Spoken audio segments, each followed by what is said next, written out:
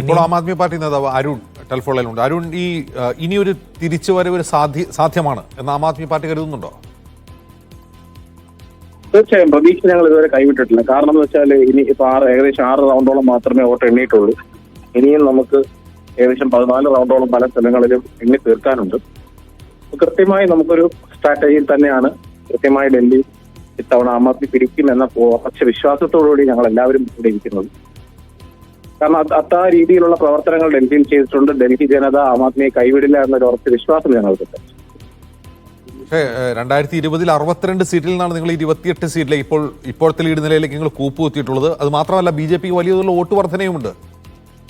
തീർച്ചയായും അത് പറയാൻ കഴിയില്ലല്ലോ. മുഴുവൻ എണ്ണി കഴിഞ്ഞിട്ടല്ലേ നമുക്ക് ആ ഒരു തീരുമാനത്തിലേക്ക് എത്താൻ കഴിയത്തുള്ളൂ.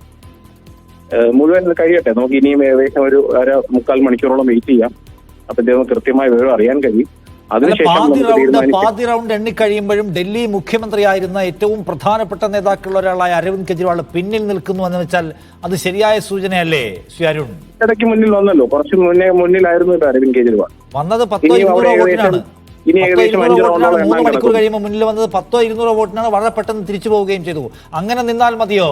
അവിടെയും ഇവിടെയും ഇല്ലാത്ത വിധം അനിശ്ചിതാവസ്ഥയിൽ നിൽക്കേണ്ട നേതാവാണോ കെജ്രിവാൾ? ഒരിക്കലും അല്ല. അതിൽ മാറ്റം വരും. നമുക്ക് ഇനിയും സമയമുണ്ടല്ലോ. സമയം കഴിയട്ടെ, നമുക്ക് കൃത്യമായി പറയാം. ഇപ്പോഴേ നമ്മൾ കയറി അതിനെ ജഡ്ജ് ചെയ്ത് ആ രീതിയിലൊക്കെ സംസാരിച്ചിട്ട് കാര്യമില്ല. കൃത്യമായി മുന്നോട്ട് പോകുന്നതനുസരിച്ച് ഏത് ലെവലിൽ അരവിന്ദ് കെജ്രിവാൾ എത്തുന്നത് നമുക്ക് കാണാം. തീർച്ചയായും ഡൽഹി ജനത കൈവിടില്ല എന്ന ഉറച്ച വിശ്വാസം ഇപ്പോഴും ഞങ്ങൾക്കുണ്ട്.